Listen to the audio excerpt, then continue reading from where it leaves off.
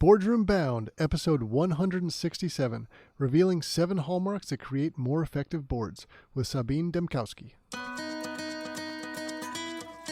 Here we are talking about dedicated time, where boards are doing nothing else but reflecting, talking about how are we working together as a team, what worked well, what could work even better. And the results are very often shocking. Very few boards take the time to do that. And this is, when you look into the academic literature, it's one of the greatest levers they can use in order to become more effective, and it doesn't cost anything. Hello and welcome to this episode of Boardroom Bound. My name is Alexander Lowry and this is the podcast dedicated to intentional leadership in the boardroom. My goal is to give aspiring existing directors the tips, tactics, and strategies necessary to transform your confidence and build a successful career as a board director. Quick reminder, you can get all of today's show notes at podcast.gordon.edu. And in today's episode, we're speaking with Sabine Dembkowski. She also has a leading podcast for the boardroom called Better Boards, and she's an expert in how boards can be their most effective, and she's going to reveal the 7 hallmarks of effective boards that she has identified. Fantastic stuff that we can all immediately take away to make ourselves more effective in the boardroom as individuals and as a collective unit.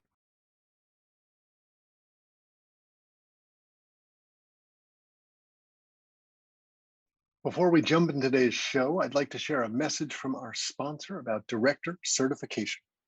Want to join your first board, or are you looking for additional board seat opportunities? In either scenario, be sure to be disciplined in your approach.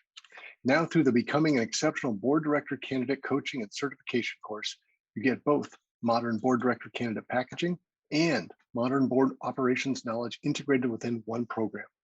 Remember, the key to landing additional or your first board seat is in your packaging. Make the effort to do it right. Program graduates also receive their globally recognized International Board Director Competency Designation upon course completion. It's designed for individuals and groups. You can learn more at bit.ly/IBDC-D. That's bit.ly, bit.ly/IBCDC-D. And now let's jump into the show.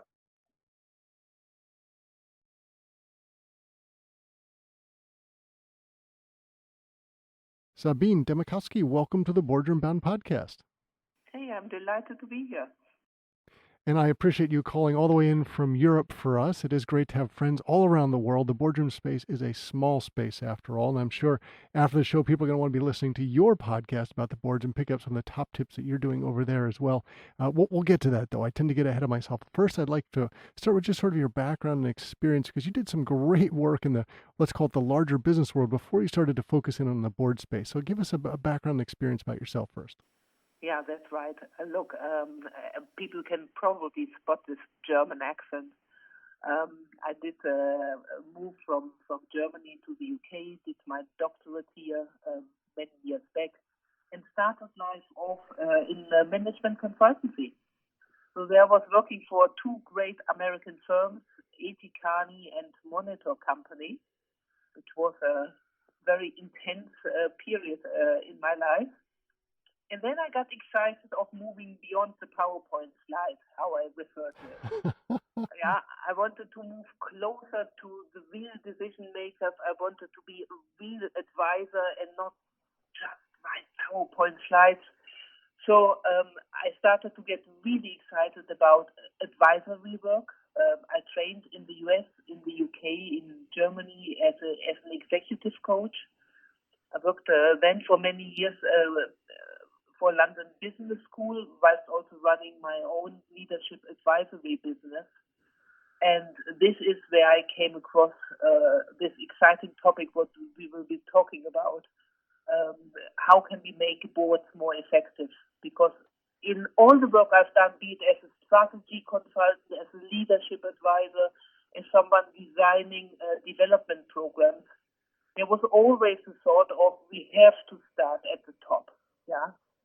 And it was very difficult sometimes as a consultant or with some of the programs we did to really, really reach the top.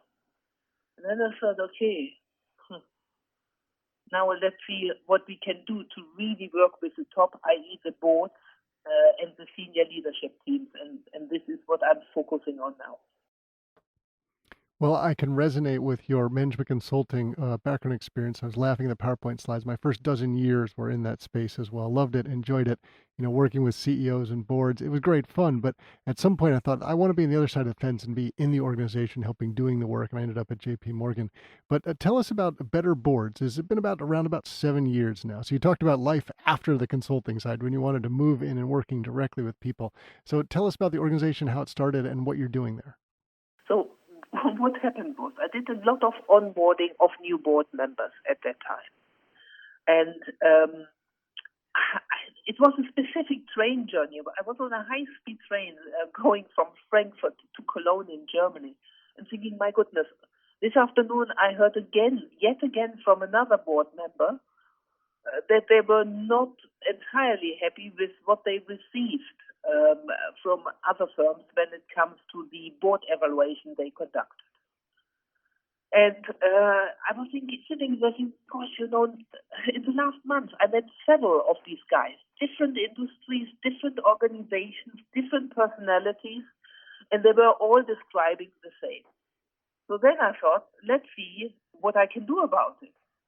So I went back to some friends and said, hey, can't we somehow get together and think, how can we make boards more effective? And then these friends said, yeah, be our guest. There's a library. We will support you in any way we can. So what followed were 2 to 3 years intensive research. Basically, that was the time when this was not commercial whatsoever. It was basically an academic exercise initially to really, really figure out what it is that makes sports more effective. When I had the result, I compared this with the reports my clients received in the boardroom. And then I found little overlap. And then a friend told me, Sabine, know your place in the world. You can't attack these well-known firms. So the next thing you need to do is to publish. You need to get your findings peer-reviewed. You need to get it published as much as you can, and then open your mouth again. So that's exactly what I've done. I've published the results in trade magazines, in academic magazines in the US, in the UK, across Europe, and only then started to think about how can this be applied in organizations and to commercialize the product. It's really interesting because I imagine many people are listening are used to evaluations of themselves and of their teams or their direct reports as part of a sort of day-to-day normal yearly cycle of part of being part of an organization. And it's ironic if you've never been in the boardroom that these leaders of amazing organizations who are sitting around the boards don't evaluate themselves as effectively as they do downwards into the rest of the organization. So that may not be on the front of the mind for many people listening, but it is an ongoing problem because we need the boards to be as effective as possible. So maybe you can speak to that. Why does board effectiveness really matter? So it matters particularly now because if you think about what boards have to deal with at the moment, so there is growing legislation. Governance becomes more and more of a topic. So there's a lot of you must do this, you should do this, you need to do that. That's coming their way. There are big geopolitical changes. Then we have the digitization of organizations. Working processes are completely changing. Then we have this whole issue around climate change, ESG issues, in addition to all what I would almost call the normal stuff. The operations, the sales cycles, the product cycles, etc. So I think it is pretty clear that only highly effective boards will win this race and be the winning teams. And you just imagine how essential a board is, right? You think about these are sometimes like in America, would say the Fortune 500 companies, the biggest, the best, most important. And even if they have great executives, you need great boards too. That's a key part of an organization being really great. But Absolutely. Organizations do conduct board evaluations. We know that. So what, in your view, is going wrong with the existing practices today? So I think several things. Number one, with a lot of board evaluations, there is too great a focus on governance issues. So these are almost box-ticking exercises. Have the organizations done this, that, and that?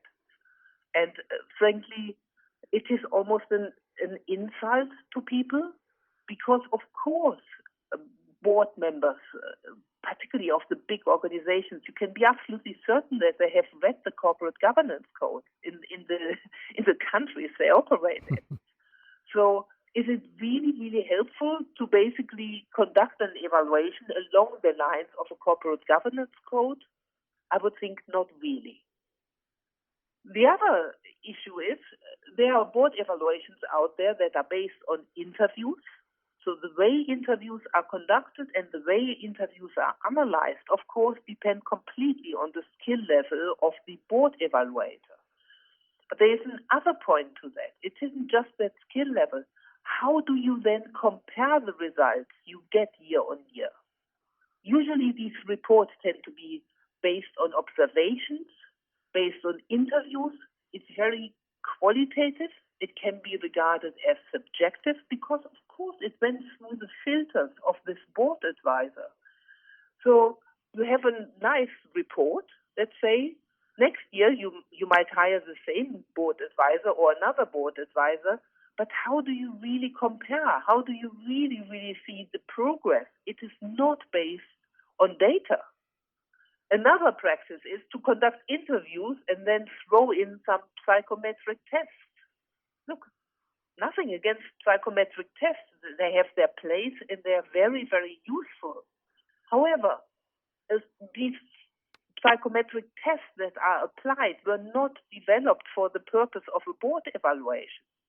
They tend to be, they were developed for teams, but not for boards.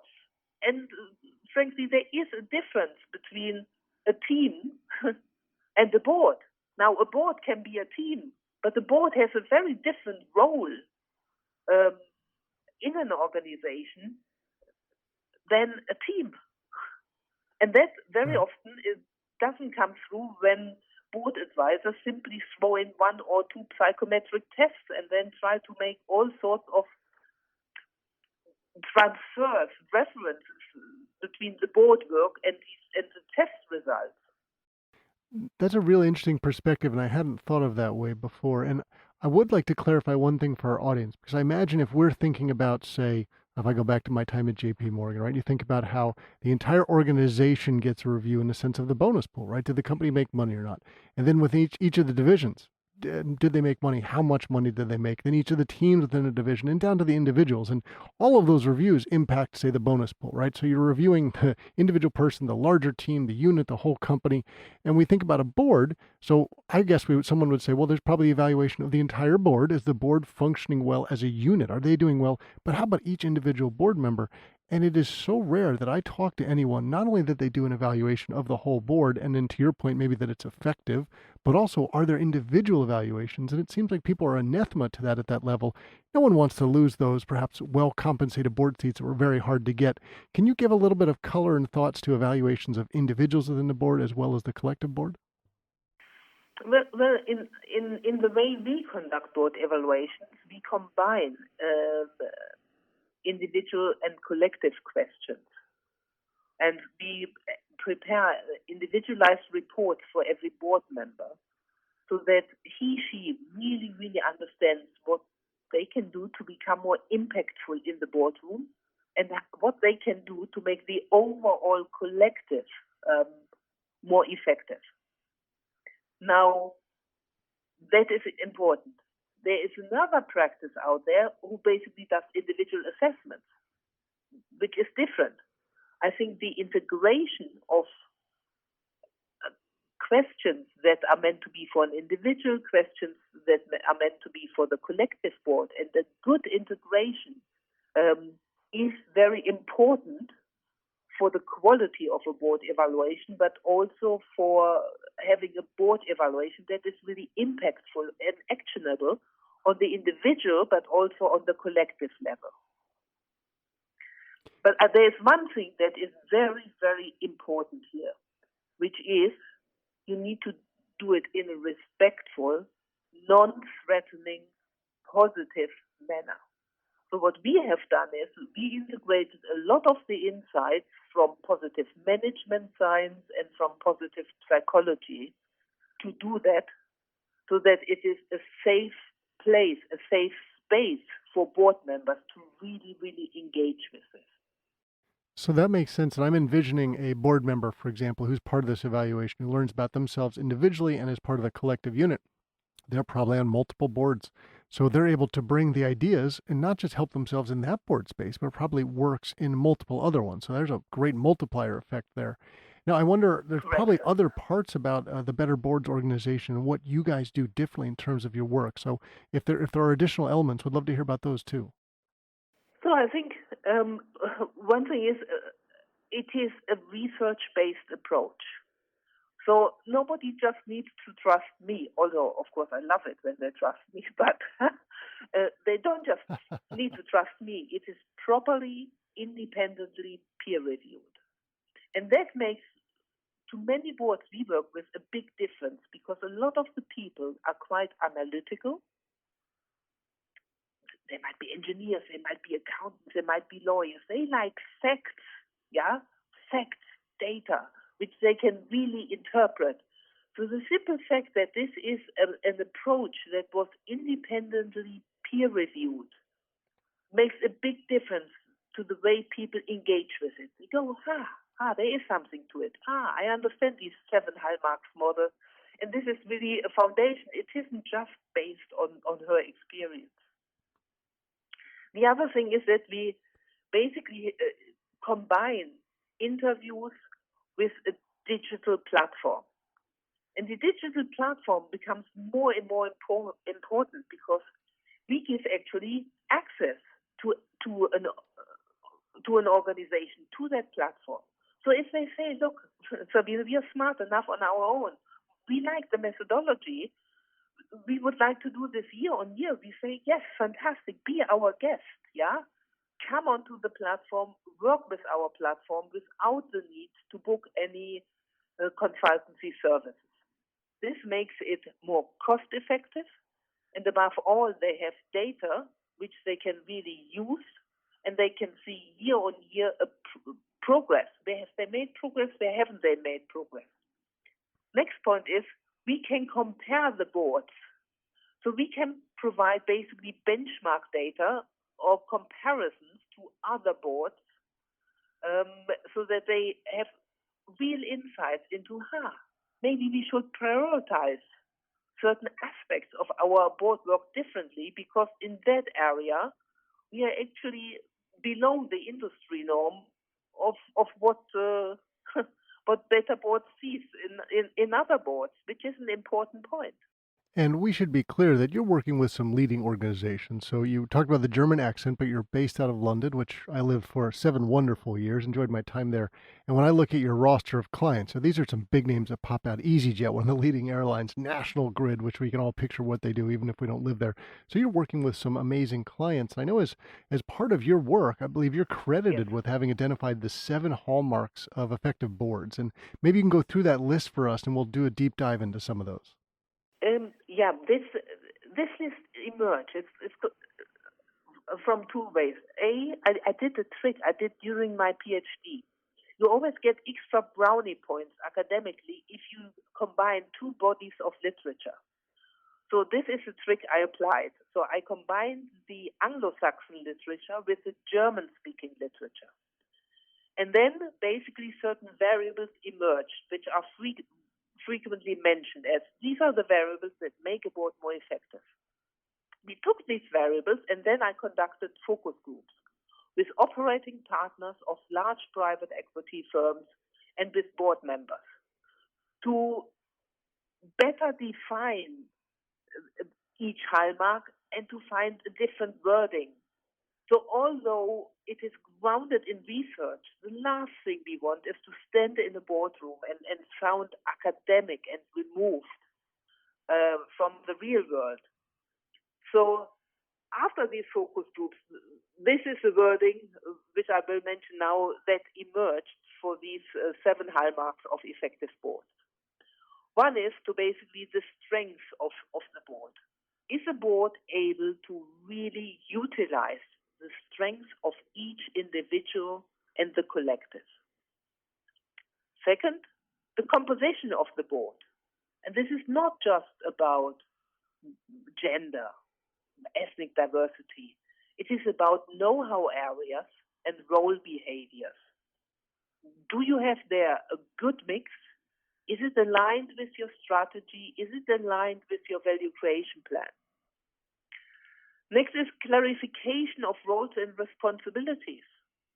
Yeah, on the board, you have executives, you have non-executives, people who serve in various committees. Are these roles clearly defined? Are responsibilities really clearly defined? Then we have vision, goals, and focus of the board. It's easy to say, yes, we are all aligned around the vision. But then when you actually dive in a bit deeper, you might easily spot that people are not aligned around the vision. They actually mean something completely different, even if they might use the same words. Next point is structure and organization of the work of the board. I just spoke with someone this afternoon who said, oh God, do we really need this? I mean, it's not really relevant for us, is it? But I can tell you these are the low-hanging fruits. The way board meetings are organized, the way board meetings are run, it's highly relevant to ask these questions. You always find something that can be improved and actually makes a big, big difference to the way the board work is conducted. The last two are ability to resolve conflicts. Are board members able to sort out conflicts amongst each other and between the board and management, between the board and important stakeholder groups? I have yet to meet a board who doesn't have any conflicts anywhere. Doesn't exist. Right? That means they just wouldn't know they are existing if they said they didn't have any. And then the last point is regular reviews and reflection about the work of the board. Does the board take the time out every year on a regular basis to do nothing else but reflecting on how they are working together? Boards are telling me, yes, of course, Sabine, we do. I mean, it's obvious. But then when you look on the agenda items, it turns out that these board away days are devoted to strategy or to a merger and acquisition or to the realization of a value creation plan, or they are preparing for an IPO. This is not what we are talking about here. Here we are talking about dedicated time where boards are doing nothing else but reflecting, talking about how are we working together as a team, what worked well, what could work even better. And the results are very often shocking. Very few boards take the time to do that. And this is, when you look in the academic literature, it's one of the greatest levers they can use in order to become more effective, and it doesn't cost anything. So, Sabine, I'd love to go back to some of the early part of the conversation today. And you talked about being on a high-speed train, reflecting on how you've been onboarding some individuals, and it eventually led to this sort of intelligence of, wow, we could do this differently. When I think about onboarding a new board member, boards spend all this time and energy to find the right person, the exact right person to bring on board. And very few organizations devote the scale of resources they do to bringing a normal employee into an organization as they do onto the board. And I know that wasn't called out necessarily specifically within the 7 hallmarks, but I'm sure there must be an element about how you bring a new person in. Let's say the rest of the board has all of these covered and is working really well, but throwing someone new into the mix has to be done really carefully as well. So how would onboarding, say, tie into the 7 hallmarks? So you find it basically covered in the way we do it in the structure and organization of the work of the board and in clarification of roles and responsibilities. And more boards here in Europe actually have introduction programs for non-executive directors. These programs have suffered a bit during the pandemic because, of course, it was far more difficult to arrange meetings so that they can meet and greet all the other board members, not just for work, but simply to get to know each other, have dinner with each other, have a lunch, have a breakfast, whatever, but simply meet so that you can establish a relationship. The other thing is, of course, to arrange to really get to know the business. Yeah, not the glossy brochure, rather the nuts and bolts of the business. Where are the challenges? Where doesn't it work as well as it should, etc.? So I think we've hinted at it a little bit as we had this discussion, but I wanted to make sure I put this point out there directly. I'd love to hear your thoughts on how can organizations, chairs, CEO, and boards benefit from going through the sort of the 7 areas that you just talked about and doing the right approach and focus to them. So basically, based on these 7 hallmarks and the detailed research finding, we have developed a questionnaire. And that questionnaire is now the default questionnaire on the board evaluation platform. So what we've done there is when organizations come to us, go on the platform, they have access to this research-based questionnaire, but it's not a static questionnaire. They can change, they can delete questions, they can add questions. It's fully flexible. We ask different questions for executives, non-executives, for people who are on a committee, for people who are not on a committee.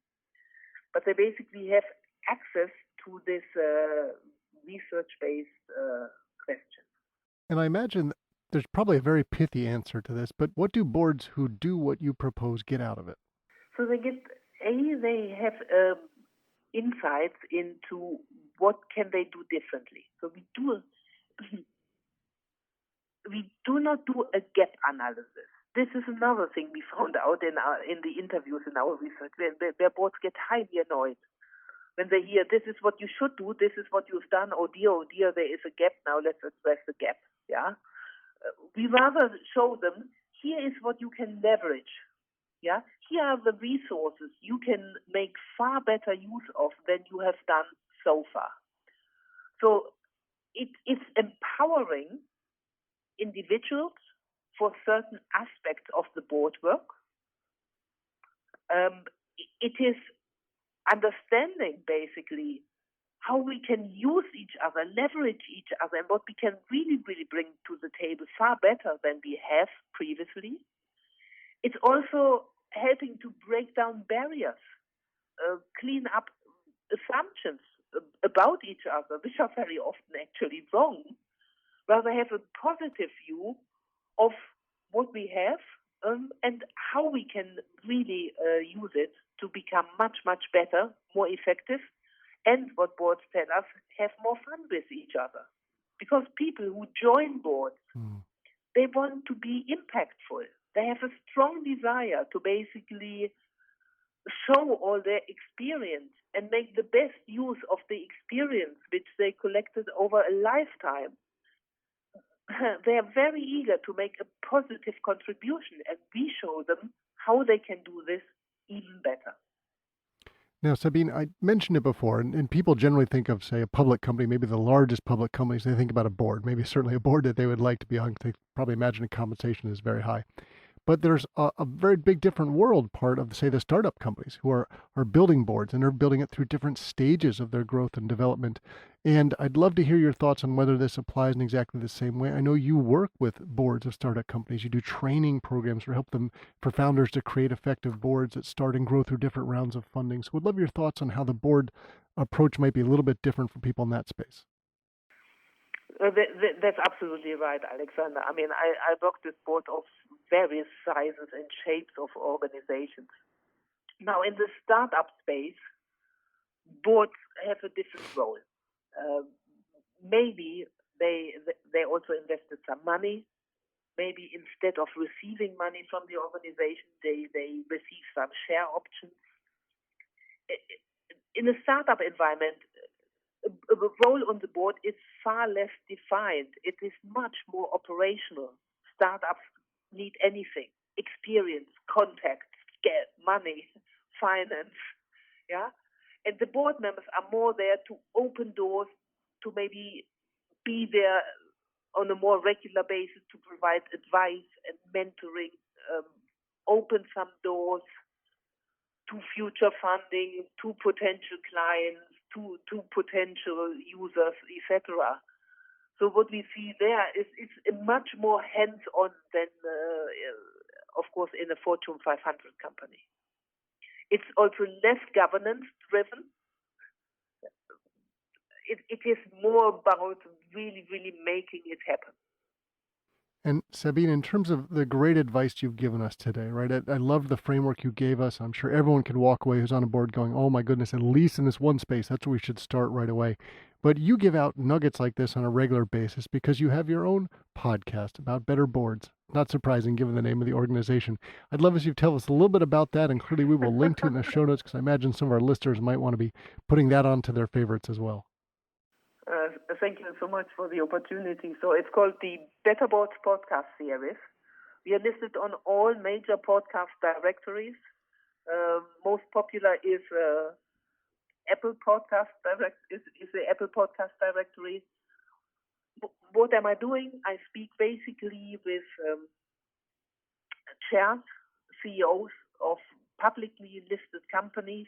I speak with non-executive directors, with company secretaries, and with academics from leading institutions about any topic that is on the agenda of boards. So people can really hear from practitioners, people who sit around the table or serve these individuals in boardrooms. But what unites any podcast partner is that they have real life experience on and with boards. So they are not talking hypothetically. No, they are working on a day-to-day basis with boards. So it's very insightful. Pleased to say that the podcast series is now also available with Corporate Secretaries International Association, which is a global association for company secretaries with more than 100,000 plus members. And they have made the podcast series now, they recommend it to their members, and it's also accessible via their website. I can understand why, Sabine. We appreciate you joining us on our show today and sharing all of those insights to helping this audience to be boardroom bound. Well, thank you so much for having me, Alexander. It was a joy talking with you.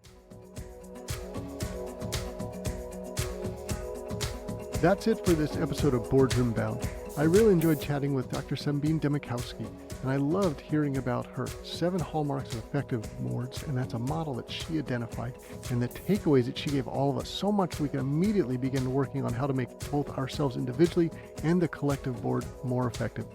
Now, if you head over to podcast.gordon.edu, you'll find links to all of today's resources. And please know that the Boardroom Bound team and I are so proud to be your go-to podcast for all things that connect, prepare, and empower you to land a board seat. Be sure to subscribe to this podcast so you don't miss any of the high-quality content that we're bringing to you every Wednesday.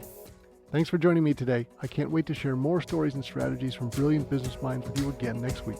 Remember to keep tuning in to Boardroom Bound.